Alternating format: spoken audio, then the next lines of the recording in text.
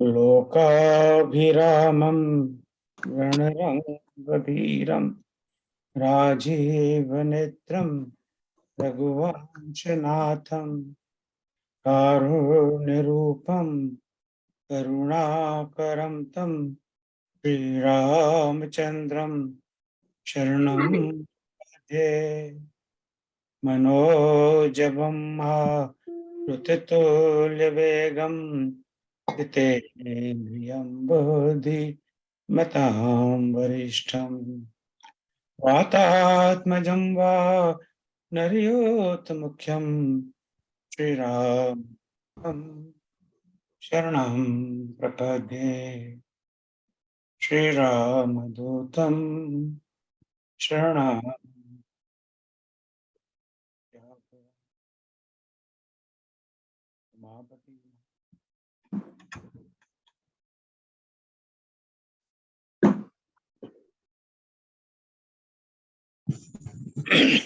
तो भाई आप सबका आज के क्लास में स्वागत।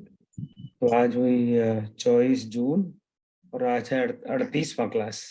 सो हाथी निकल गया, पूछ भी छोटी सी पूछ रह गई।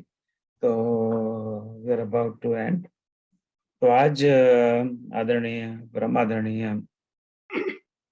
रामगिरीश द्विवेदी आज की क्लास पढ़ाएंगे।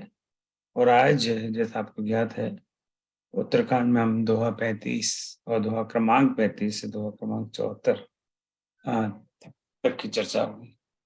तो मैं आप सबकी अनुमति से आदरणीय द्विवेदी जी को आमंत्रित करता हूँ। तो द्विवेदी जी, राम राम, बहुत प्रणाम आपको। और प्रणाम सभी। जय श्री राम, स्वागत है। सभी रामानुरागी देवियों सज्जनों को प्रणाम।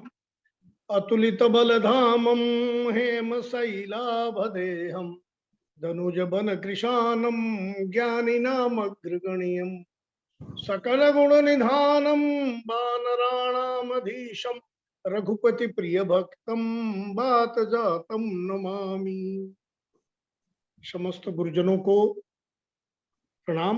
रामचरित भवन का वंदन तभी तथा सभी राम कथा रसिक देवियों सज्जनों को प्रणाम। जैसा आज की ओम जी ने कहा कि दोहा उत्तरकांड के दोहा 35 से 74 तक की कथा है।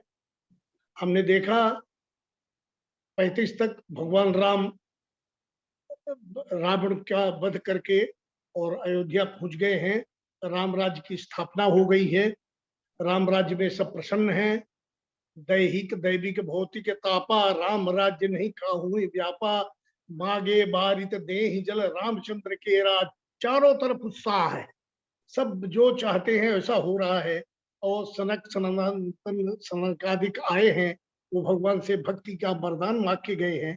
और अब उसके बाद सब भाइयों के साथ में भगवान चारों तरफ अपना रहते हैं और वार्ताएं होती है, विनोद होता है। और कुछ जब सनकादिकों को भगवान कुछ बोल रहे थे तो भरत जी को कुछ जानने की इच्छा हुई। तो भरत जी स्वयं न कह करके भाई लोग हनुमान जी को मध्यस्थ बनाते हैं और उसे कहते हैं कि भगवान के मुख से हम कुछ सुनना चाहते हैं। इस कथा में जो इस दोहे के बीच में है अलग अलग प्रसंग है और बहुत आध्यात्मिक प्रसंग है।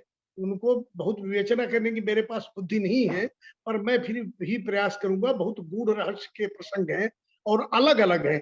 संतों के लक्षण, असंतों के लक्षण, फिर गीता पे जो भगवान ने अयोध्या वासियों को कुछ दिया उपदेश, फिर गुरु वशिष्ठ के है, फिर नारद जी की स्तुति है, फिर शिव पार्वती संवाद है, का वर्णन है। तो इस तरह से अलग अलग हैं और सब आध्यात्मिक है।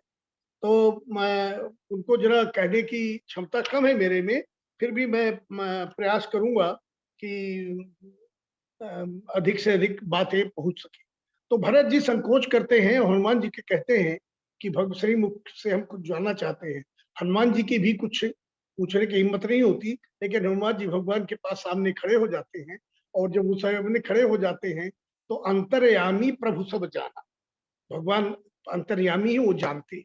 और यहाँ तुलसीदास जी दिखा देते हैं कि भारतीय संस्कृति के अनुसार बड़े लोगों के बोलने का शिष्टाचार यह है कि उनके पास जाकर चुपचाप खड़े हो जाएं और उनकी स्वीकृति मिले तो ही बोले। माने संकोच करना भी एक गुण है जिसके कारण व्यक्ति अपनी मर्यादा में रहता है। तो भगवान ने कहा, हनुमान तुम मेरा स्वभाव भली बात जानते हो, मेरे में और भरत में भरत ही मोहि कछु अंतर काऊ, मेरे और भरत में कोई भी अंतर नहीं, न बाह्य रूप से न अंदर के रूप से। भगवान की ऐसी वाणी सुन करके भरत जी गदगद हो गए और भगवान के चरण पकड़ लिए। बोले, हे नाथ, आप तो शरणागतों के दुख को हरने वाले हैं, कृपा करके मेरी बात सुनिए। नाथ न मोह कछु संदेह, मुझे आपके मैं प्रश्न कर रहा हूं तो ऐसा नहीं कि मुझे कोई संदेह है, मुझे स्वप्न में भी शोक और मोह नहीं है। आप बड़ी कृपा करने वाले हैं, आनंद के घन हैं। हे भगवान, आपकी कृपा से ही मुझे यह शोक मोह रहित स्थिति प्राप्त हुई है। अब वो बोलते हैं कि हमको ये संत और असंत के जो भेद है इसको आप बताइए, संतों के लक्षण बता दीजिए और संतों के क्या है, इसके बारे में हम आपके श्री मुख से जानना चाहते हैं। तो भगवान कहते हैं, जय विषय कहते हैं, सुना चाहूं प्रभु तिनकर लक्षण, कृपा सिंधु गुण ज्ञान विवक्षण, संत असंत भेद बिलगाई, प्रणत पाल मोहि कहो बुझाई। मैं उन संतों के क्या लक्षण है या मैं आपके श्रीमुख से सुनना चाहता हूँ। तो भगवान को ऐसा कहने के पहले भरत जी कहते हैं कि आप तो गुणा निधान है, ज्ञान निधान है, कृपा निधान है। भरत जी एक प्रकार से भगवान की वंदना कर रहे हैं। तो एक परंपरा यह भी है कि किसी से प्रश्न करते हैं तो पहले उसकी वंदना करते हैं। इसके द्वारा हम उनके प्रति अपनी श्रद्धा, अपना विश्वास व्यक्त करते हैं कि हमें आपके वचनों पर पूर्ण विश्वास है और आपके उत्तर से हमारी शंकाएं निवृत्त होगी। और यदि बिना वंदना किए प्रश्न कर देते हैं तो ऐसे लगता है जैसे कोई परीक्षा ले रहे हैं। उसे ज्ञानी व्यक्ति को अपनी प्रशंसा की कोई आवश्यकता नहीं है। उसके ज्ञान की कोई जाने या ना जाने, वो अपने आप में ज्ञान है, वो कल्याणकारी। इसलिए ज्ञानी व्यक्ति प्रत्येकता का कल्याण देखते हैं तो उत्तर देते हैं, अन्यथा नहीं। संत असंत भेद भी लगाई, भरत जी कहते हैं, भगवान संत और संत में क्या अंतर है, मुझे ये बताइए। तो भगवान बोलते हैं, संत असंतन के अस करनी। देखो, संत स्वभाव तो व्यक्ति के भीतर होता है, लेकिन स्वभाव का तब पता चलता है जब वो व्यवहार में परिलक्षित होता है। एक उदाहरण देते हैं, जैसे कुल्हाड़ी और चंदन के पेड़ का उदाहरण देते हैं। कुल्हाड़ी से यदि चंदन का पेड़ काटा जाए तो चंदन कटने के बाद भी अपने स्वभाव से सुगंध का गुण सुगंधित कर देता है और उसके सुंदर स्वभाव के परिणाम स्वरूप चंदन को यह आदर मिलता है, वो देवताओं के सिर पर चढ़ाया जाता है और सारा संसार चंदन से प्रियता रखता है। उधर कुल्हाड़ी जो असंत जैसा व्यवहार करती है, उसके दुष्कर्म के कारण उसको यह दंड मिलता है, उसे आग में रख के गर्म किया जाता है और फिर लोहार उस पर हथौड़ा मार मार कर उसके धार करता है। इस प्रकार से संत लोगों को जब दुर्गुणी व्यक्ति कष्ट पहुंचाते हैं तो संत उनके दुर्गुणों को तो क्षमा कर देते हैं और बदले में अपने गुणों का ही विस्तार करके उन पर प्रकट करते हैं, उनका हित करते हैं। और फिर भगवान उनके गुणों का वर्णन करते हैं, कई है, विषय अलंपट शील गुणाकर पर दुख दुख सुख सुख देखे पर। विषय अलंपट होती है, माने इंद्रिय भोगों के विषयों में उनकी जरा भी प्रीति नहीं होती और वो शील निधान होते हैं। इनके हृदय में समस्त सद्गुण वास करते हैं। संतों की विशेषता बताई है। और आगे कहते हैं, सम अभूत रिप, वो सब में समान भाव रखते हैं। कोई भी प्राणी इनके मन में शत्रु नहीं है, माने ये अज्ञात अजात शत्रु हैं। भले बुरे जितने भी लोग हैं सबके सद्भाव रखते हैं। विमद विरागी, संत लोग किसी भी भौतिक आध्यात्मिक उपलब्धि का अभिमान नहीं करते और संसार में कहीं भी उनकी आसक्ति नहीं होती। संत लोग कोमल चित्त होते हैं। कोमल चित्त दीनन पर दाया, मन क्रम मन बच क्रम मम भगति अमाया। वो कोमल चित्त होते हैं, इसलिए दीनों की सहायता करने के लिए हमेशा तत्पर रहते हैं।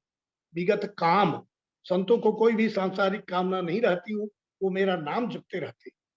द्विजपथ प्रीति धर्म जनयंत्र, संत लोग विप्रों के प्रति बड़ा आदर भाव रखते हैं। इस भाव से धार्मिक भावना उत्पन्न होती है, क्योंकि विप्रों का कार्य धर्म सीखकर स्वयं उस धर्म का आचरण करना और दूसरों को धर्म का उपदेश देना है। तो बोले ये संतों के स्वभाव है। निंदा स्तुत उभय सम, भगवान कहते हैं उनके लिए मान सम्मान निंदा स्तुति समान है। और मेरे चरण कमलों में जिनका प्रेम है, ऐसे सद्गुण संपन्न संत जन मुझे प्राणों के समान प्रिय है। तो ये जिनमें ये गुण हो वो संत के स्वभाव है। तो यदि एक दो गुण भी हम संसारी लोगों में आ जाएं तो भी हम लोगों के लिए बहुत अच्छी बात है। फिर बोलते हैं, सुनो हुआ संतन के रसुभाऊ भूले संगत करिए रखाऊ। बोले असंत जो है उनकी उनकी बात सुनो और भूल करके भी उनकी संगति नहीं करो, और यदि करना पड़े तो जान छुड़ा के भागो। और बोले क्योंकि उनका हमेशा साथ जो है दुखदाई होता है। और बड़ा सुंदर उदाहरण देते हैं तुलसीदास जी, जिम कपिला ही घालई हर हाई। जिस तरह से कपिला गाय मरखनी गाय के साथ में आ जाए तो दूर उससे भगती है। और फिर वो कहते हैं, उनका वर्णन करते हैं कि परनिंदा उनको बहुत अच्छी लगती है, काम क्रोध लोभ सब अच्छा लगता है, दूसरों से अकारण ही बैर भाव रखते हैं। और एक चौपाई आती है, झूठ ही लेना झूठ ही देना, झूठ ही भोजन झूठ चबेना। रामचरितमानस में करीब 7 या 8 ऐसी चौपाइयां हैं जिनमें रकार और मकार नहीं है। बाकी पूरी से चौपाइयों में रकार और मकार है। तो उनमें से एक चौपाई ये भी है, झूठ ही लेना झूठ ही देना, झूठ ही भोजन झूठ चबेना। इसमें ना कहीं र है न माँ है, अन्यथा सभी में है। एक चौपाई और आगे आएगी, असंतों के वर्णन में ही कह रहे हैं। तुलसीदास जी सोचते हैं यहाँ पे भगवान का नाम की मात्रा भी लगाना ठीक नहीं। तो उनके बाद बोलते हैं कि ये जो झूठ बोलते हैं, झूठ ही करते हैं, और ये संत लोग कभी कभी बड़ी सभ्यता के साथ बड़ी प्रिय बात भी करते हैं। और कैसे प्रिय बात करते हैं, जैसे मोर प्रिय बोलता है, लेकिन मोर किसको खाता है? सांप को खाता है। तो जिसके पेट में तो विषैले सर्प भरे हुए हैं, मोर सर्प खाता है और ऊपर से मीठा बोलता है। उसी प्रकार ये असंत लोग जो है मन में कपट के भाव भरे रहते हैं और दूसरे लोगों को धोखा देने के लिए बड़ी मधुरता के साथ, बड़े सम्मान के साथ बोलते हैं। पर द्रोही पर दार, भगवान बताते हैं कि असंतों का दूसरों के साथ बैर भाव रखने वाला भाव होता है। और फिर एक और भी वो कहते हैं, इसमें भी र और मा मत नहीं आता है, काहू की जो सुनहि बड़ाई श्वास ले जन जूड़ी आई। यदि किसी की प्रशंसा सुन लेती, ये माने इसमें भी रकार और मकार नहीं है, दोनों चुपाई ये शब्दों में आती। काहू की जो सुनहि बड़ाई श्वास ले ही जन जूड़ी आई। किसी की प्रशंसा सुन लेते हैं तो ऐसी श्वास लेते हैं जैसे इनको जूड़ी वाला बुखार आ गया। तो ये पूरा उनका माता पिता गुरु विप्र न मानहि आप गए अरुघालय, माता पिता की बातें नहीं मानते हैं। भगवान कहते हैं कि असंत लोग अत्यधिक स्वार्थी और विचारहीन होते हैं, इसलिए अपने माता पिता गुरु और विप्रों का भी आदर नहीं करते, उनकी शिक्षा को जरा भी नहीं मानते। तो ये इस तरह से असंतों का वर्णन करके वो कहते हैं। और मोह के कारण ये हर किसी से बैर रखते, इनको सत्संग और भगवान की कथा अच्छी नहीं लगती। उनमें दुर्गुण ही दुर्गुण भरे हुए हैं और उनकी बुद्धि इतनी मंद होती है कि वो दुर्गुणों के दोषों को भी नहीं समझ पाते, जिससे वो दूसरों के दूर रह सके। वो वेदों की हंसी उड़ाते। तो भगवान कहते हैं कि जिन असंतों का वर्णन किया गया है वो सतयुग और त्रेता में नहीं होते, और यदि हो जाए तो भगवान स्वयं उनका संहार कर देते, उन्हें बढ़ने नहीं देते। द्वापर में जहां तहां थोड़े होने लगते हैं, लेकिन फिर भी अधिकांश लोग उसमें धर्म प्राण रहते हैं। परंतु वृंद बहु होई है कलयुग माही, कलयुग में तो इन संतों का बहुमत होगा। और ऐसे संतों के बहुमत में जब चुनाव होगा तो ऐसा ही व्यक्ति नेता बनकर आएगा। और माने पूरे समाज में साधु स्वभाव का व्यक्ति तो ढूंढे नहीं मिलेगा, कोई बिरला ही संत मिलेगा जिसके स्थिति हो जाएगी। अब भगवान ने संत और असंत के लक्षण बताए। उन्होंने बताया कि संतों में सकारात्मक प्रवृत्तियां होती हैं जो सद्गुण कहलाती हैं। ये व्यक्तित्व का विकास करके उसे शक्ति सामर्थ्य और सुख प्रदान करती है। असंतों में नकारात्मक प्रवृत्तियां होती हैं जो दुर्गुण है, जो व्यक्ति को छीण करके पतन की ओर ले जाती हैं और अंत में व्यक्ति को दुख होता है। फिर एक बड़ी प्रसिद्ध चौपाई है रामचरितमानस की, परहित सरिस धर्म नहीं भाई, पर पीड़ा सम नहीं अधमाई। माने वेद पुराणों शास्त्रों का किया हुआ यह निर्णय या सिद्धांत है कि दूसरों की सहायता करना, सेवा करना, उनको लाभ पहुंचाना सबसे बड़ा धर्म है। और दूसरों को पीड़ा पहुंचाना, उनकी हानि करना, ये नकारात्मक प्रवृत्ति है। इसके समान अधर्म कोई नहीं है। धर्म अधर्म का सार इसी सूत्र में है, ऐसा भगवान ये भी बताते हैं। और फिर कहते हैं संत असंतन के गुण भाखे। भगवान कहते हैं संत असंत के लक्षण हमने बता दिए। अब जिनको गुण और दोष ठीक प्रकार से समझ में आ जाते हैं वो दोषों को त्याग देते हैं और गुणों को अपने जीवन में धारण करेंगे और फिर वो अज्ञान जनित संसार में नहीं पड़ेंगे। अंत में भगवान एक बड़ी गंभीर बात कहते हैं, कहते हे तात, सत्य बात तो यह है कि जितने भी गुण दोष हैं सब माया जाल है। सच्चा गुण तो यह है कि ये इन दोनों के ही चक्कर में नहीं पड़ना चाहिए। इसलिए जो व्यक्ति गुण दोष ही देखता रहता है लेकिन गुण दोषों से मुक्त होने की बात नहीं सोचता तो यह उसका अविवेक है। तो प्रारंभिक विवेक तो यह है कि दोष छोड़कर गुणों में आए और फिर गुणवान व्यक्ति यह देखे कि सारे गुण दोष लौकिक है, जीवन की ही बातें हैं। तो इन गुणों से ऊपर उठकर, गुणों से ऊपर उठकर त्रिगुणातीत होकर आत्मा परमात्मा में पहुंचने की कोशिश करें, तब वही उच्च स्तर का विवेक है। यही जीवन मुक्ति की अवस्था है।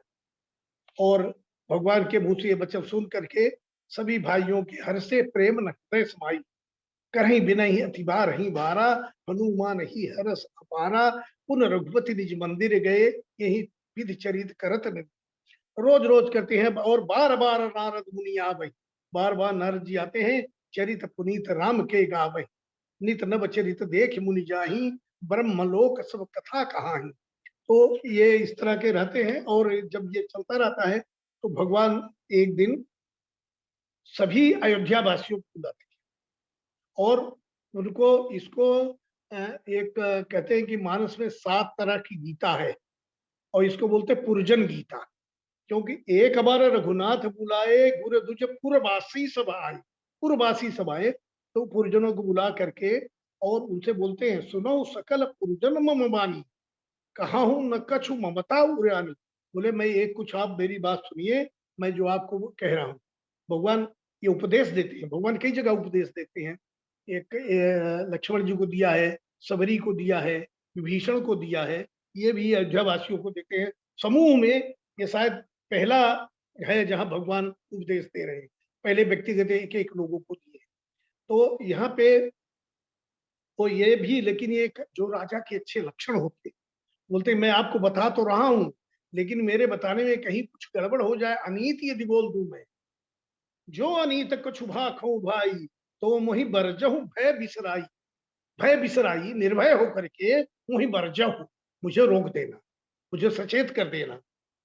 और क्या कहते हैं, बड़े भाग मानुष तन पावा, सुर दुर्लभ सब ग्रंथ ही पावा। बोलते हैं, सुनो जरा ध्यान से सुनिए, उनको बोलते हैं कि ये सब लोगों को बड़े भाग्य से मनुष्य शरीर प्राप्त हुआ है जो देवताओं के लिए भी दुर्लभ है। अब कहते हैं कि विश्व में मनुष्य की संख्या भले ज्यादा दिखाई दे लेकिन विश्व भर में जितने प्राणी हैं उन्हें मनुष्य शरीरधारी जीव तो बोलते 0.0001% से भी कम। बोले ऐसा तो लगता नहीं बोले आप देखिए, यदि आपके घर में दीमक अगर निकल आए तो विश्व भर में जितने मनुष्य होंगे उतनी दीमक की संख्या एक ही जगह निकल जाएगी।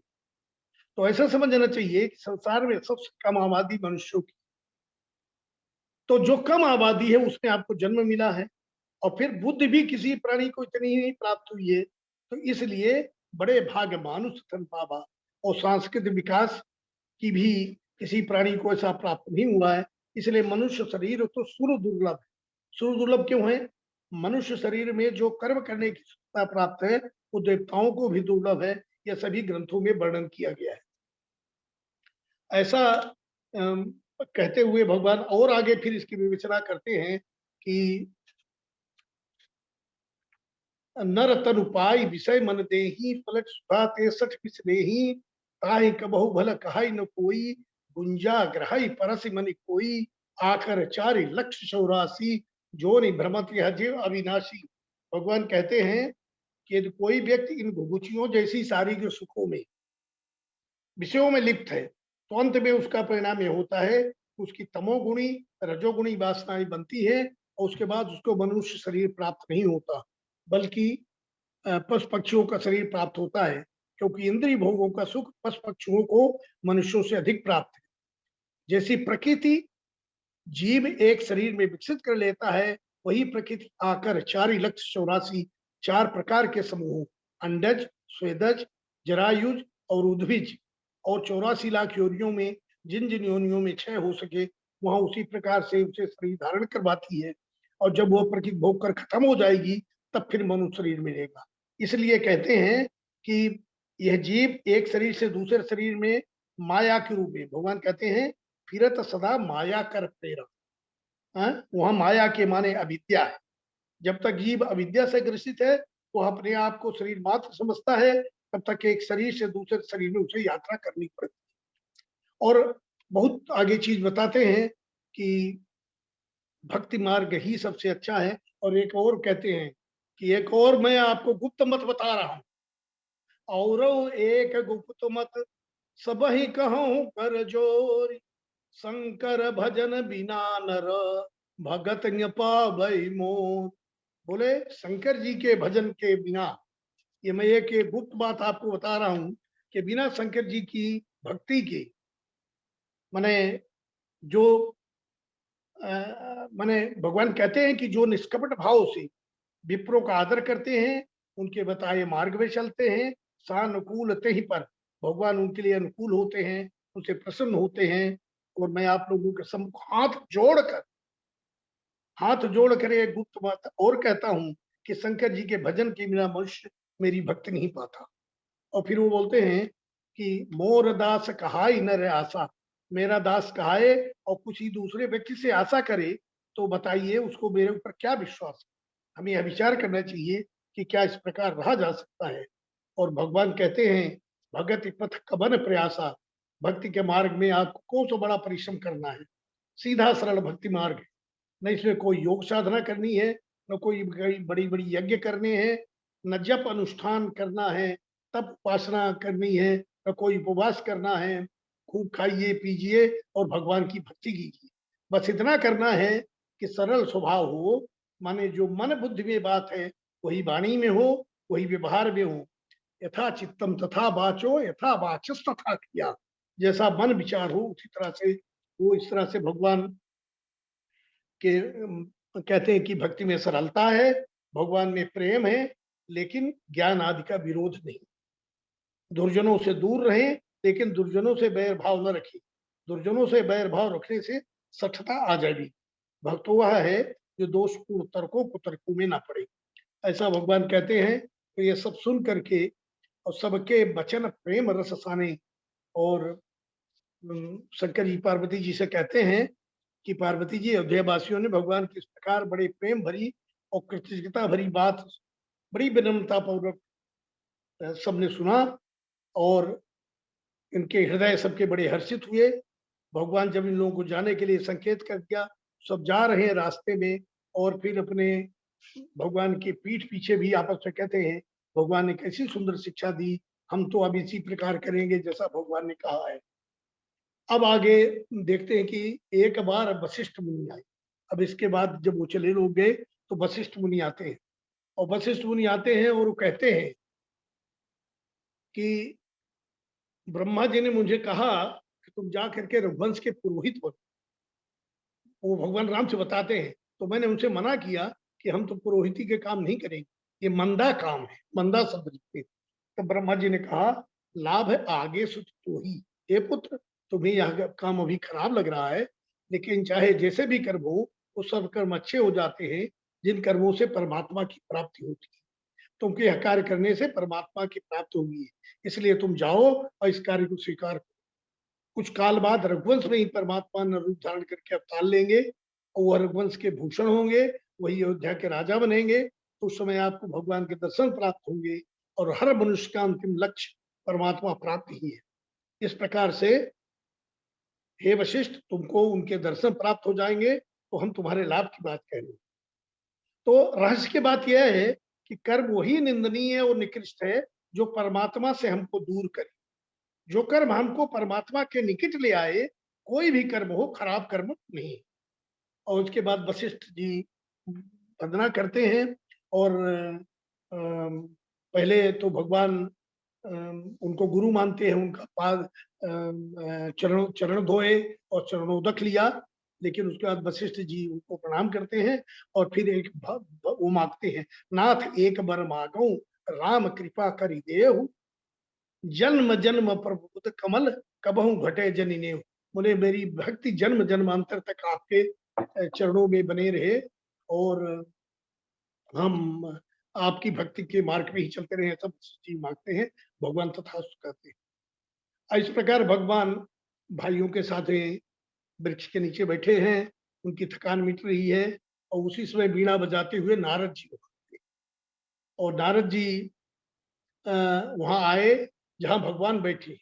नारद जी भगवान के स्तुति गाने लगते हैं और ऐसा करीब 28 स्तुति है रामचरितमानस में और यह अंतिम स्तुति है जो नारद जी कहते हैं, माम बलोक पंकज लोचन कृपा बिलोकनि सोच विमोचन नीलताम रस श्याम कामयरि हृदय कंज मकरंद मधुपहरि जातु धान बरूथ बल भंजन मुनि सज्जन रंजन अघ गंजन भूषुर शशि नभ बृंद बलाक असरन सरन दीन जनगाक।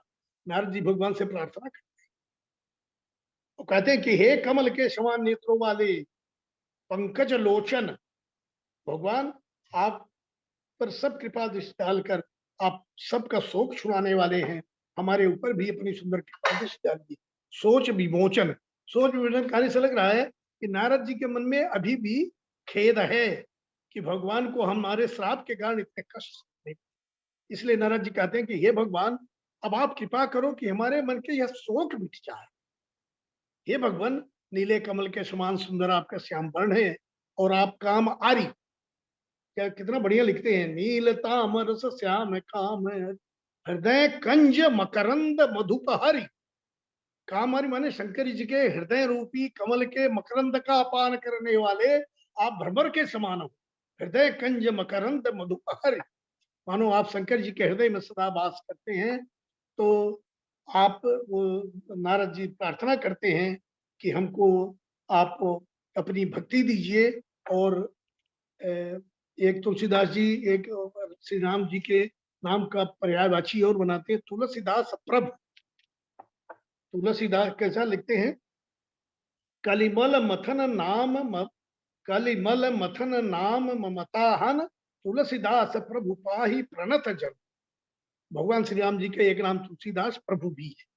जो लोग भगवान के शरण में आते हैं भगवान उनकी रक्षा करते हैं। यह तो नारद जी ने प्रार्थना की है, ये सुंदर प्रार्थना है और इस प्रार्थना से बड़े प्रेम से भगवान की स्तुति की, भगवान के विविध गुणों का वर्णन किया और भगवान के सुंदर स्वरूप को हृदय में धारण किया और जहां ब्रह्मलोक है वहां चले गए।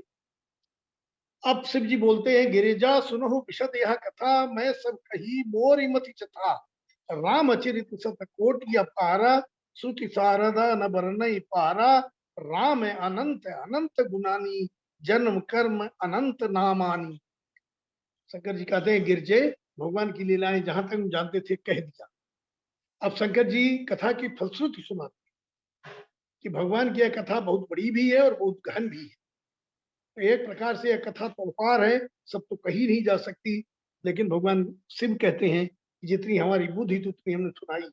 रामचरित सत कोटि अपारा, ये शिव जी कहते हैं भगवान के चरित्र करोड़ों करोड़ों हैं। जैसे कहते हैं कि वाल्मीकि जी ने संस्कृत में सतकोटि रामायण लिखी थी जिसमें सतकोटि श्लोक है। बाद में उसका संक्षिप्त संस्करण छपाया गया जो आजकल वाल्मीकि रामायण के नाम से उपलब्ध है। उस प्रकार की सैकड़ों अनेकों रामायण लिखी गई हैं जिसका हम लोगों ने कई बार चर्चा की है। इसलिए शंकर जी कहते हैं कि भगवान की कथाएं अनंत हैं, उनका पारावार नहीं है।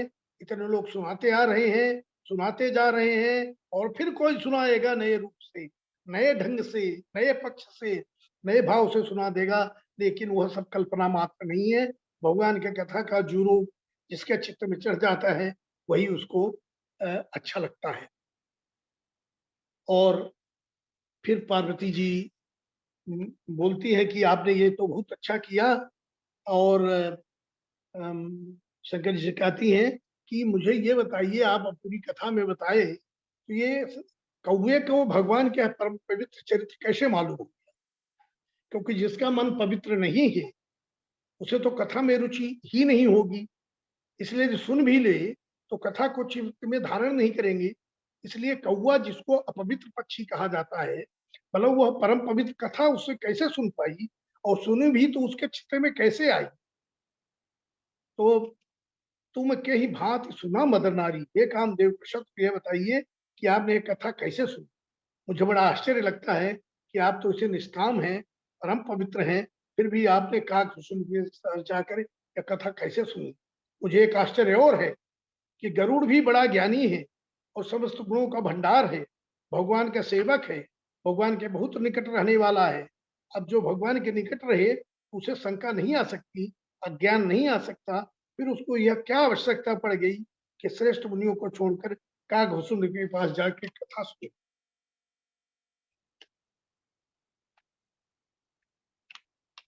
कहा कबन विधि बा संवाद आई। ये भी बताइए कि इन दोनों के बीच में किस तरह से और क्या क्या चर्चा हुई।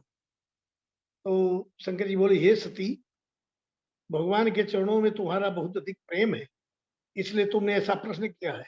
सुनहु परम पुनीत इतिहासा, यह बहुत परम पुनीत इतिहास है, और सुनो, जिसके सुनने से सारे संसार का भ्रम नाश होता है। तो जब कागभूषुंड का चरित्र सुनते हैं तो देखते हैं कि कोई सबसे निम्न स्तर का व्यक्ति कैसे भी चित्त शुद्ध करते करते भगवान शंकर जी की कृपा से, गुरु की कृपा से, संतों की कृपा से विकास करता जाता है, और कैसे फिर वो पूर्णता प्राप्त कर लेता है, इसे देख करके व्यक्तियों को प्रेरणा प्रेरणा मिलती है। मैं जिमी कथा सुनी भव मोचन, सो प्रसंग सुन सुमुख लोचन।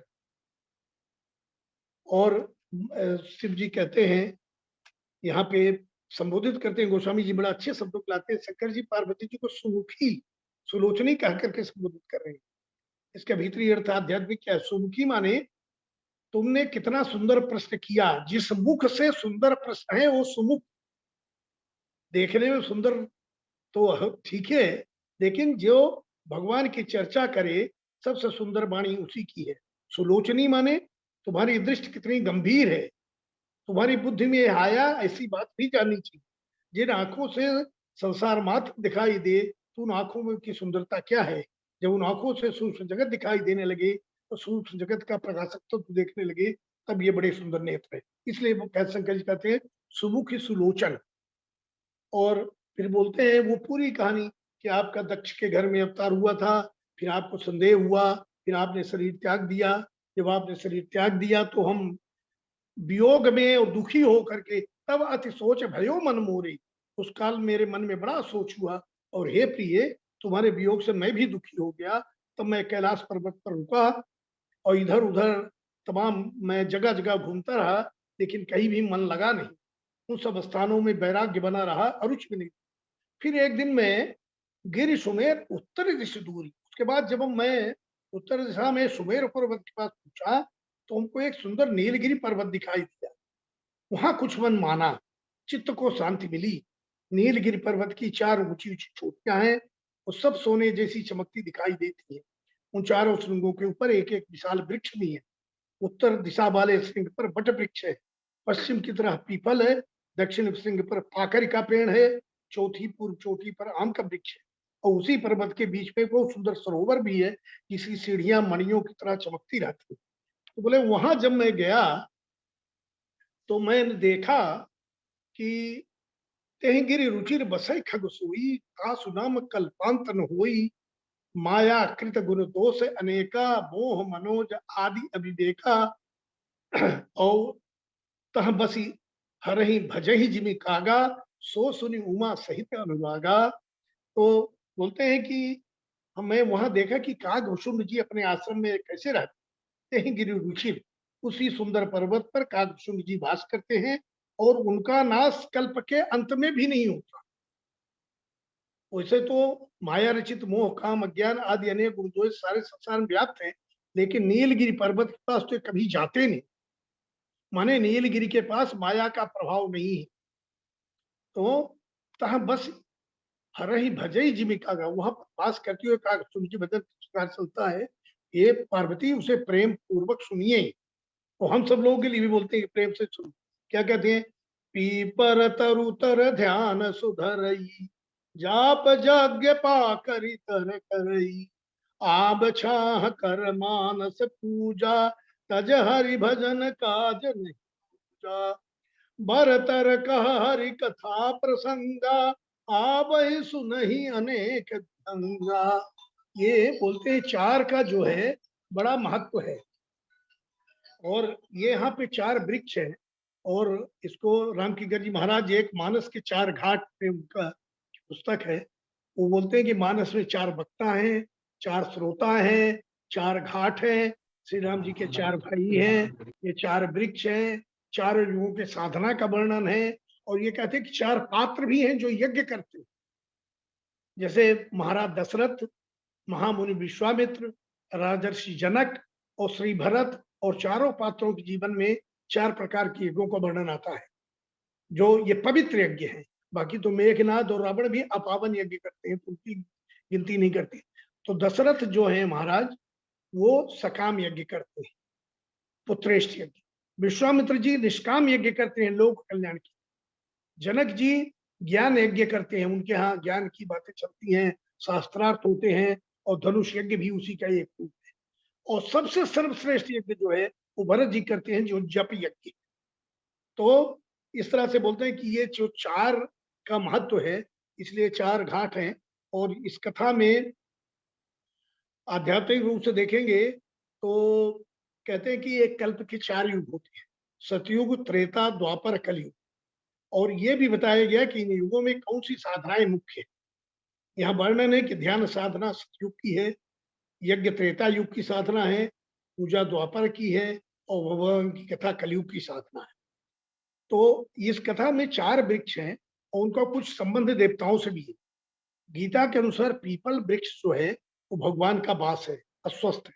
तो काकभूषुंड जी अस्वस्थ वृक्ष के नीचे बैठकर भगवान का ध्यान करते हैं। कहते पीपल का वृक्ष बहुत चंचल होता है, उसकी पत्तियां बहुत तेज चलती हैं। तो अचंचल के बीच में बैठ करके यदि ध्यान किया जाए, एकाग्र किया जाए, तो असली साधना हो। और पाकर का जो वृक्ष है वो ब्रह्मा जी का वृक्ष है, ब्रह्मा जी यज्ञ के प्रतीक है। तो पाकर के वृक्ष के नीचे जप यज्ञ होता है। और आम का जो वृक्ष है ये काम का वृक्ष है, और कामना का भी एक लौकिक रूप होता है, लेकिन यहाँ पर वो कामना है जो परमात्मा तक पहुंचाती है। जनकपुरी में भगवान भी जिस घोड़े पे सवार होकर जाते हो, कामना का ही। अब इन सब को देखते हुए यह पता चलता है कि काम का वृक्ष, आम्र वृक्ष, परमात्मा तक पहुंचाने वाला है, उसमें रस भी है। बट पीपल पाकर में रस नहीं होता, इसलिए इसका नाम रसाल भी। इसके नीचे बैठकर पूजन करते हैं तो बड़ा आनंद आता है। इस प्रकार शारीरिक मानसिक सभी रूप से मिलकर भगवान की पूजा होती है। बट वृक्ष के शंकर जी का अथवा धर्म का प्रतीक है, इसके नीचे भगवान की कथा होती है। बट वृक्ष की अनेक शाखाएं हैं, ऐसे ही भगवान की कथा अनेक शाखाएं, दर शाखाएं निकलती जाती हैं। इस प्रकार प्रतीक के रूप में सबको इकट्ठा कर दिया। तो बोलते हैं गिरजा कहे सो सब इतिहासा, मैं यही समय कहो खग भाषा। और बोलते हैं कि मैं तुम्हें सब बात सुना दी। तो जब मैं काकभूषुंड जी के पास गया था, या कथा सुनो, वो सब क्यों में गरुड़ जी काकभूषुंड जी के पास पहुंचे। अच्छा, तो पार्वती जी बोली आप जब गए तो आपको तो सबने पहचान लिया होगा। बोले नहीं, मैं मराला, मैं हंस के रूप में मैं भी गया था, जिसे मुझे कोई पहचाने नहीं पाए। और बोले वहां पे गरुड़ आते हैं। और बोले वो क्यों ऐसा, तो बोले तब जब रघुनाथ कीन रण क्रीड़ा, शंकर जी कहते हैं जब भगवान रण क्रीड़ा कर रहे थे, तो क्रीड़ा हमने भी देखी थी। और उसे देख के हमें लज्जा लगती है कि परब्रह्म परमात्मा ने युद्ध में कौन कौन से नाटक किए। या तो केवल भगवान ही कर सकते हैं, युद्ध क्षेत्र में खेल खेल रहे हैं। ऐसे ही ज्ञानी लोगों के लिए संसार क्षेत्र एक क्रीड़ा है, क्रीड़ा। और आखिर में मृत्यु आ जाए तो भी उनके लिए एक क्रीड़ा, खेल ही है। उनको कहीं कोई भय और चिंता नहीं। माने जानबूझ के इंद्रजीत कर आपको बधाई। और जब उनको इंद्रजीत ने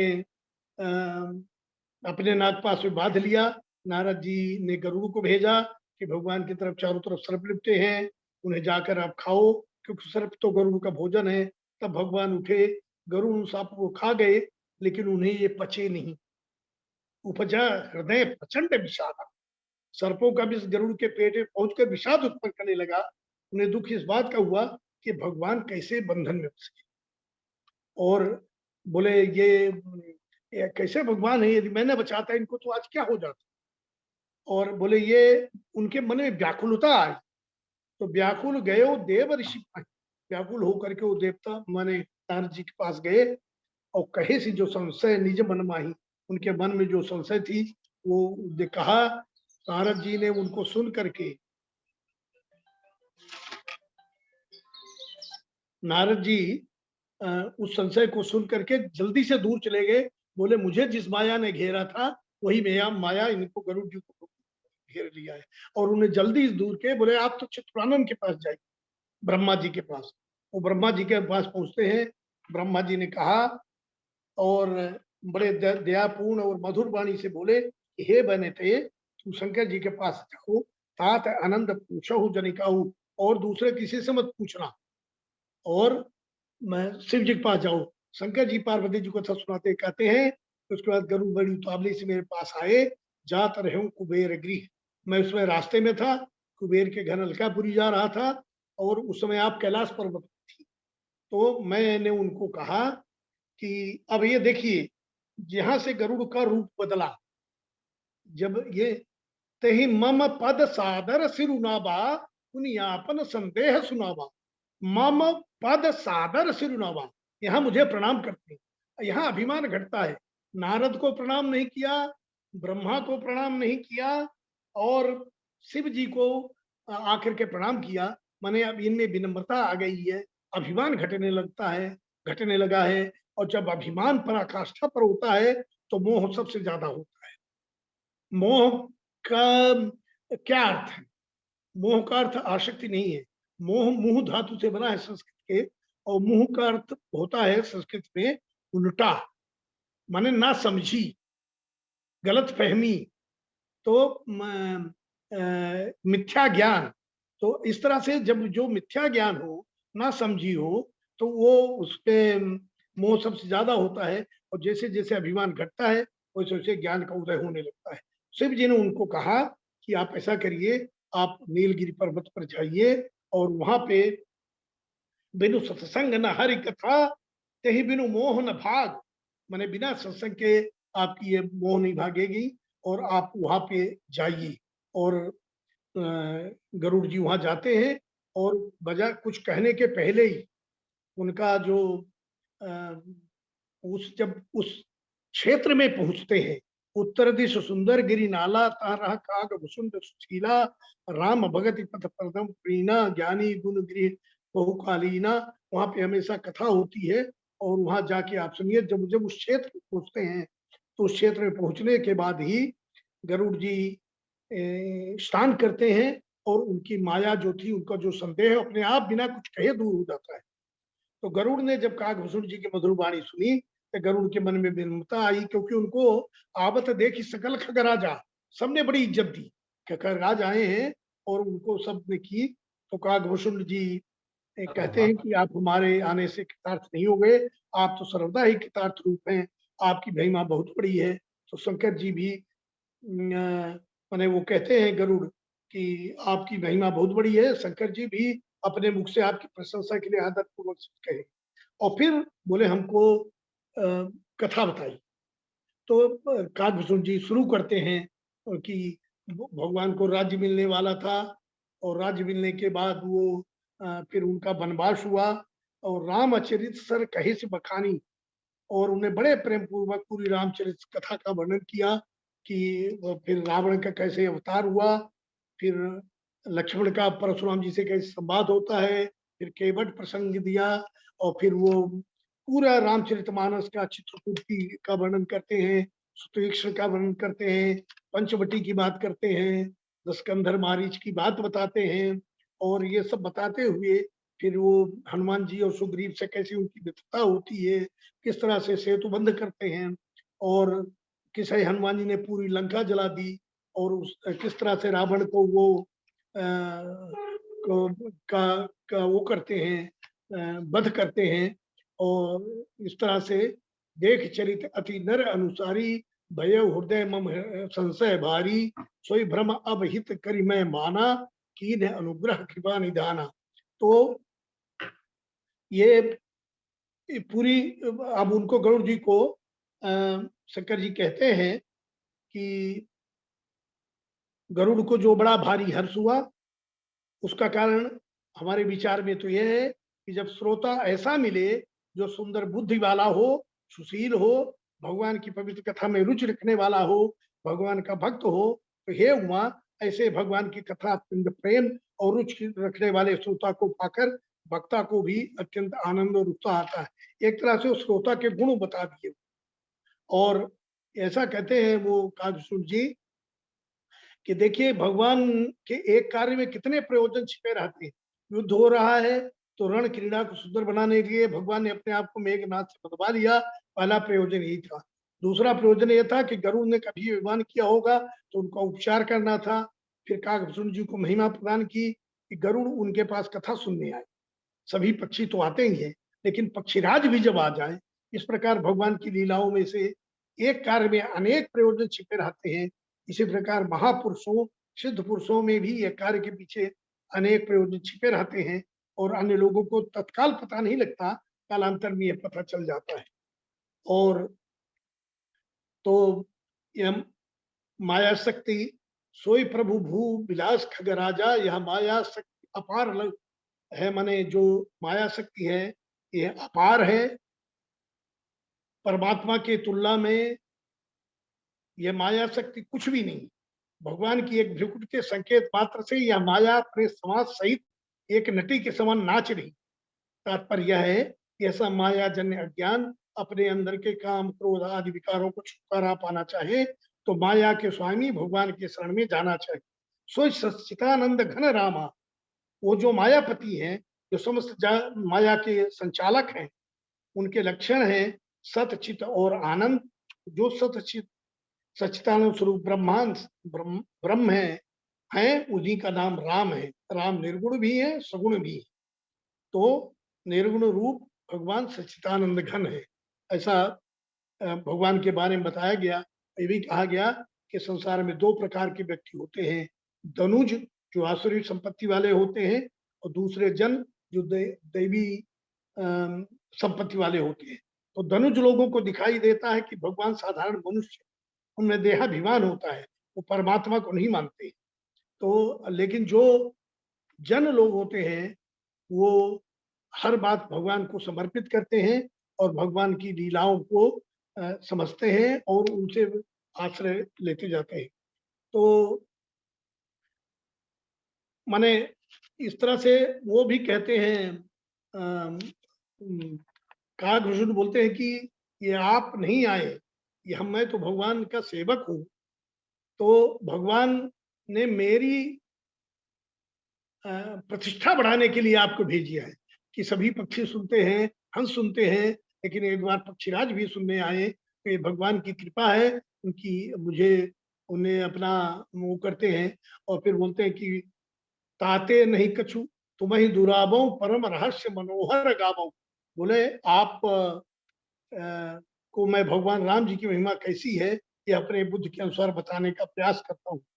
और आपके मन में गुणगाथा सुनने का बड़ा प्रेम है, इसलिए आप मेरे लिए बड़े सुखदायक हैं। और मैं फिर कागभूषण जी उनको बताते हैं कि अहंकार जो है वो सबसे बड़ा कठिन बात है उसको समझना। क्योंकि जो अहंकारी व्यक्ति होता है अहंकार को नहीं समझ पाता। तो इस अहंकार को पहचानने के लिए शास्त्र परीक्षा बता देते हैं। यदि आपको अपने अपमान से और निंदा से दुख होता है तो ये जान लीजिए कि अहंकार है। और भगवान से प्रार्थना करें कि हे भगवान हमारा अहंकार हर लीजिए। भगवान को अपने सेवक सबसे बड़े प्रिय हैं, यही उनकी बड़ी ममता है, वो भक्तों का अहंकार हर लेते हैं। और ये अहंकार हरने के लिए ये भी कहते हैं कि जैसे एक छोटे शिशु को कोई फोड़ा हो जाता है तो माता अपना हृदय कठोर करके उसे चीर डालती है। उसी प्रकार की समस्या अपने भक्तों के साथ भगवान की भी होती है। यद्यपि प्रथम दुख पावई, यदि फोड़ा चिराते समय बालक को बड़ा दुख होता है, वह धीर होकर रोता है, लेकिन माँ जानती है इस चीर फाड़ से बच्चे का रोग दूर होगा। इसलिए बीमारी से रक्षा के लिए वो बच्चे की तकलीफ की परवाह न करते हुए फोड़े को चिरवा देती है। इसी प्रकार भगवान भी भक्त के हित के लिए उसके अभिमान का ऑपरेशन करते हैं। और जब ऑपरेशन होता है तो भक्त रोता चिल्लाता है और भगवान को उससे भी दुख लगता है, लेकिन उन्हें जानते हैं कि यहाँ भक्त का अभिमान मिट जाएगा तो उसे सदा के लिए शांति और विश्राम मिल जाएगा। वो सर्वत्र आनंद ही आनंद की सुख प्राप्त हो जाएगी। यही परम पद है, यही मुक्ति है।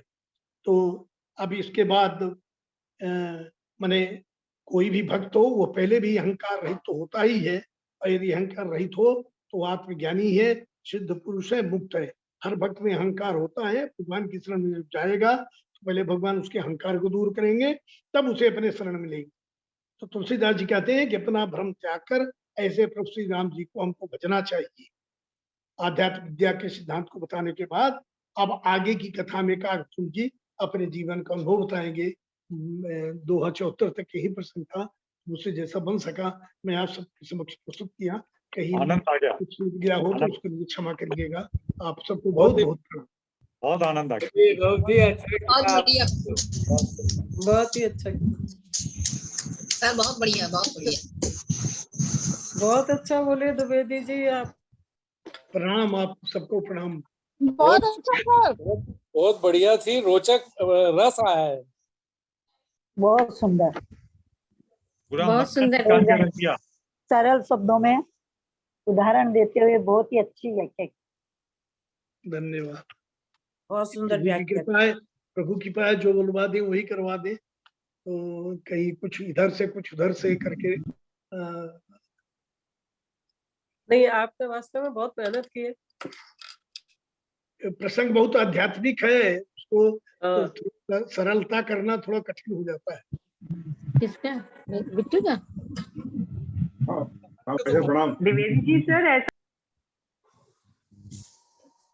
बहुत बहुत धन्यवाद द्विवेदी जी।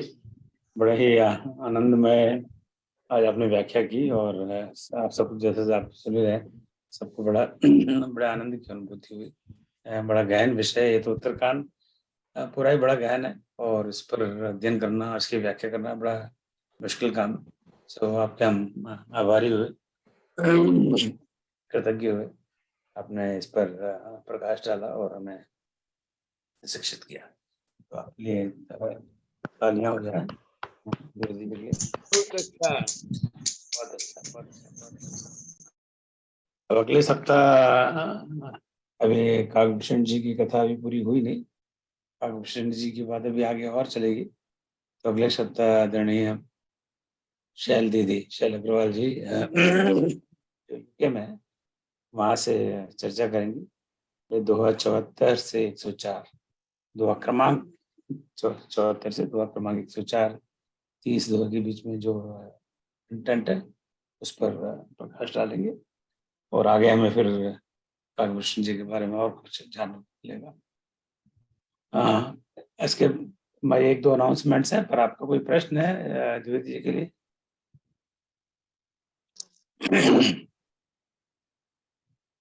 सर मेरा एक प्रश्न, एक दुविधा है सर। इसमें भगवान ने संत और असंतों के लक्षण बताए, आपने बहुत ही सुंदर उसका विश्लेषण किया, लेकिन और मुझे ये स्पष्ट है कि संतों के लक्षण मुझ में बिल्कुल नहीं है, लेकिन असंतों में भी पूरी तरह फिट नहीं बैठ पा रहा था। तो मतलब उसके विषय में मैं समझ नहीं पा रहा कि खुद को कैसे देखूं। तो ये थोड़ा सा मतलब जो है वो मन में भाव आ रहा था। द्विवेदी जी का प्रश्न है, संत और असंत के बीच में कोई स्थान है या क्या है? जी, मैं प्रश्न नहीं समझा भी नहीं। मैं स्वयं को उन लक्षणों में प्लस संतों से के लक्षणों से तो सर बहुत दूर पा रहा हूँ, लेकिन असंतों के निकट है, लेकिन बहुत ज्यादा मतलब पूरी तरह वैसा नहीं देख पा रहा था। तो आप संत हैं इसीलिए इस तरह सोच रहे हैं। पहली बात यही है, जो संत होता है, बोलते हैं ना, मानस रोग जो होता है, मनोरोगी, वो ये मानता ही नहीं कि मुझे रोग है। अभिमानी अहंकारी यही तो उसे कह रहे हैं कि उसको अहंकार रहता है, लेकिन वो स्वयं को रोगी मानता ही नहीं कि मुझे कोई रोग हुआ है। तो वो आप ऐसा अंतर समझने का प्रयास कर रहे हैं, आप संत ही हैं, और नहीं तो बिल्कुल आप ठीक कभी कहा ये है। समझने का प्रयास ही नहीं करते। धन्यवाद। मैं भी यही कहने वाली थी, द्विवेदी जी आपने बिल्कुल सही कहा है। बहुत बहुत उत्तम प्रश्न और उत्तम उत्तर। जी, एक प्रश्न और है। हाँ जी जी जी। ये एक्चुअली उत्तरकांड के शुरू में ही जो पहला श्लोक है, वो उसमें एक भृगु जी के चरण कमल के चिन्ह से सुशोभित है वो उनका राम जी। ये आया है, पहले ही श्लोक में है उत्तरकांड के। वो आज के उससे तो नहीं है, लेकिन फिर ये क्वेश्चन था क्योंकि और भी पहले भी आ चुका है कि राम जी के भृगु जी के चरण कमल के चिन्ह से सुशोभित। तो ये इसकी क्या कथा है? तो कौन से श्लोक है? पहला ही है उत्तरकांड का पहला श्लोक। पहला श्लोक में मोर के कंठ ये की तो आभा के यही है ना? समान। केकी जी। कंठाव नीलम सुरवर जी, जी, जी। यही ना? सौभाग्यम जी, जी। पीतवस्त्रम सरसिज नयनम सर्वदा सुप्रसन्नम। हाँ, तो इसमें क्या हाँ। इसमें क्या क्या तो चाहिए? वो भृगु जी के चरण कमलों के चिन्ह से सुशोभित है, उनके मतलब उनके कथा सीने पे। भृगु जी ने लात मारी ना। जी, जी। तो ये क्या कथा है?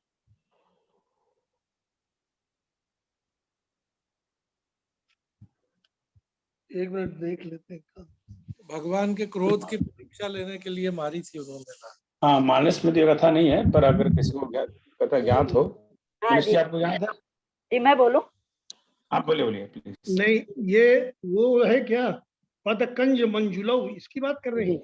नहीं नहीं, वो द्विवेदी जी वो ये प्रश्न पूछ रही है कि जो भगवान के पहले वक्ष श्लोक में की पहली लाइन। जी जी। तो वो एक उस- जी, वो कहाँ पर है, वो कोई बहुत रिलेवेंट नहीं। उनका प्रश्न ये है जी, मैं कि बोलूं? भगवान के वक्ष में जो चरणों के चिन्ह है, वो कथा दी है कि प्रभु ऋषि ने उनके वक्ष में लात मारी थी और उस जी, लात से उनको चिन्ह हो गया।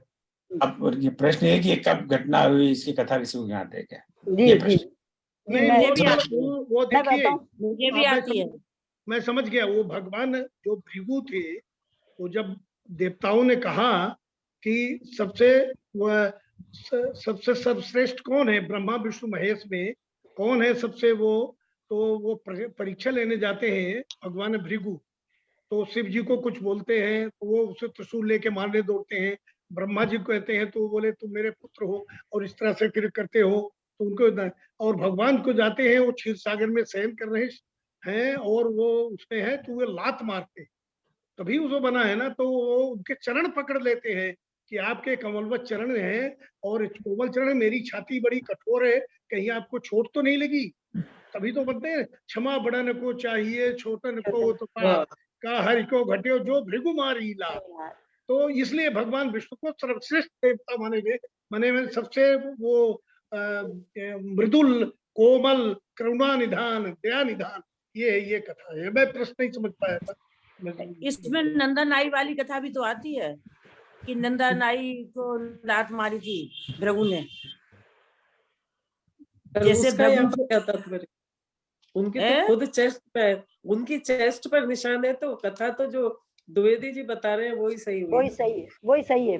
नहीं, अब वो नहीं मैंने है तो कि- यही सुना है। जी हाँ, यही है। और अच्छा, इसका हमने दूसरी कथा सुनी है।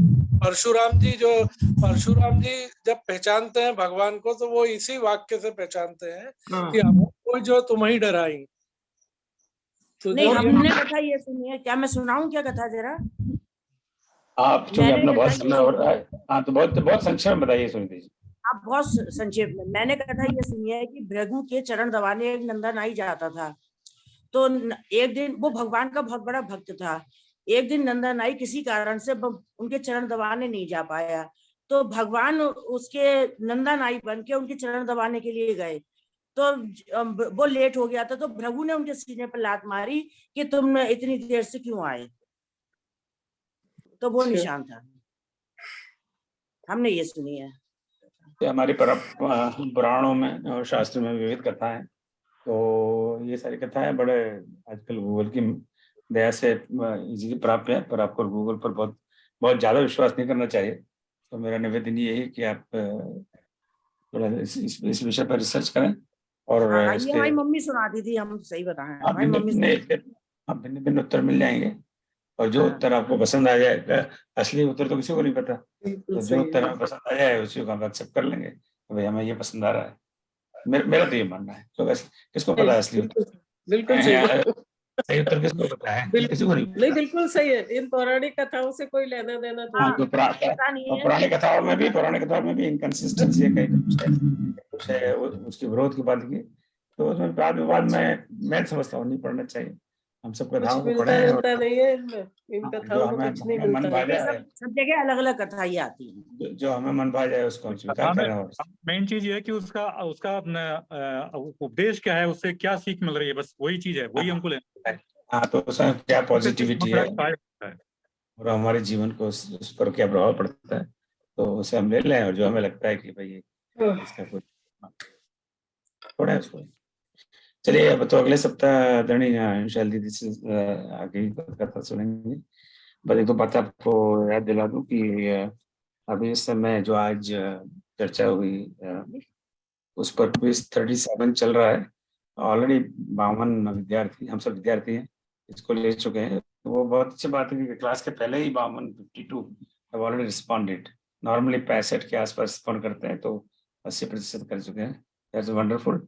जिन्होंने अभी क्विज नंबर 37 नहीं दिया है, उसकी लास्ट डेट है 28 तारीख। तो और क्विज 40 ऑलरेडी चल रहा है। क्विज 40 रामायण आरती और राम स्तुति पर है, तो उस पर हम लोग अध्ययन नहीं करेंगे, तो स्वाध्याय ग्रुप में उसको भी 48 लोग ले चुके हैं, तो उसको भी इस सप्ताह फिनिश करें। और क्विज 38 को आज या कल मैं पोस्ट कर दूंगा। जैसे मैंने पहले बताया था कि सब शिक्षकों ने ये थोड़ा निर्णय लिया है, हम एक फाइनल एग्जाम भी रखेंगे। तो फाइनल एग्जाम में सभी शिक्षकों से मेरे पास क्वेश्चंस आ चुके हैं, उनको मैं इकट्ठा करके कलेक्ट करके एक क्विज बनाऊंगा, या महा क्विज कह लीजिए उसको, जो भी कहना 50-60 क्वेश्चंस होंगे। तो वो मेरा गोल ही है कि अगले सप्ताह 1 तारीख के आसपास उसको मैं पोस्ट कर दूं। तो मतलब वो आदि से अंत का रामायण का थोड़ा सा अध्ययन करना पड़ेगा, तो 1 सप्ताह का समय अध्ययन के लिए पूरा, जैसे होता है ना अपने फाइनल एग्जाम, वार्षिक एग्जाम, एनुअल एग्जाम के ब्रेक में 2-4 दिन पहले पढ़ना शुरू करते हैं। मेरे जैसे लोग तो तभी भी नहीं पढ़ते थे, वे जैसे तैसे नकल वकल मार के पास हो जाते थे। और आप सब सीरियस विद्यार्थी हैं, तो उसका अध्ययन शुरू कर दें ताकि अगले सप्ताह उस फाइनल एग्जाम को दे चुके। मेरा बहुत हाथ जोड़ कर निवेदन है कि इसको भी रेगुलर क्लास की तरह समझें और समय पर आए। जब हमने शुरू किया था क्लास तो 24 लोग थे, अब इस समय करीब 50 के आसपास है। तो लेट आने की हमारी जो आदत है, थोड़ा सा प्रयास करें। हाल मैं जानता हूँ कि काफी लोग, खास करके हमारी बहनें गृहिणी हैं और उनकी घर की जिम्मेदारियां हैं, तो वो घर का काम काज निपटा के आती हैं, तो आई अंडरस्टैंड दैट, पर फिर भी हमें प्रयास थोड़ा करना चाहिए कि समय पर आए। इसके साथ साथ भी हम इस क्लास का फीडबैक भी आपसे लेंगे, तो उस पर भी हमारे शिक्षक लोग काम कर रहे हैं। तो एक उसका भी गूगल फॉर्म जैसा बनाएंगे फीडबैक के लिए। सब शिक्षकों से भी मेरा निवेदन है कि फीडबैक के लिए, जैसे मैंने आपको कहा था, क्वेश्चंस मुझे भेजें, उन सबको इकट्ठा करके मैं एक फीडबैक फॉर्म बनाऊंगा ताकि आप फीडबैक दे सकें। कोई ऐसी बात हो इस क्लास की फीडबैक की जो आप मुझे व्यक्तिगत बताना चाहें, तो प्लीज टेल मी, क्योंकि ये बहुत आवश्यक है। या मुझे फोन पे बात कर सकते हैं, मुझे मैसेज दे सकते हैं और अपना फीडबैक दे सकते हैं। और अंत में जो श्रावण मास में जो पाठ करने वाले हैं, उनके लिए ग्रुप बनाया है, उसमें उनका नाम ऐड कर दिया है। उनका अगले सप्ताह किसी दिन मैं मीटिंग का प्रयास करूंगा, और पहले उसका स्केड्यूल बनाऊंगा, फिर मीटिंग करेंगे ताकि we make sure that everybody understands कि उनको कहाँ से कहाँ तक पाठ करना है, कैसे पाठ करना है। तो उस ग्रुप में आप अगर अपने अपना नाम दिया हो तो उस ग्रुप में आप होंगे, और उस ग्रुप पर कोई मैसेज आए तो ध्यान दीजिएगा। बस इतना ही है मेरे पास आज कहने के लिए। और राम जी ने चाहा तो समय पे हो गया वैसे तो, राम जी ने चाहा तो फिर अगले रविवार शनिवार को आपके दर्शन होंगे, और कृष्ण जी से हम आगे कृष्ण जी की और कहानी सुनेंगे। और बहुत फिलोसॉफी के तत्व ज्ञान उनसे उसके ज्ञान प्राप्त करेंगे। कोई प्रश्न मेरे लिए समापन करें इसके पहले?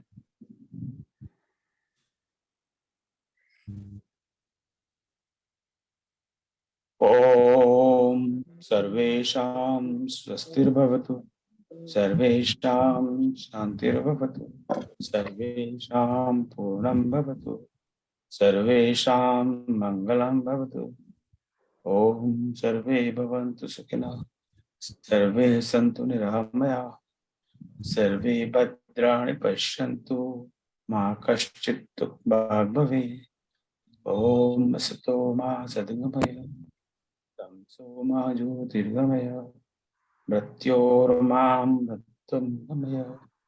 ओम शांति शांति शांति।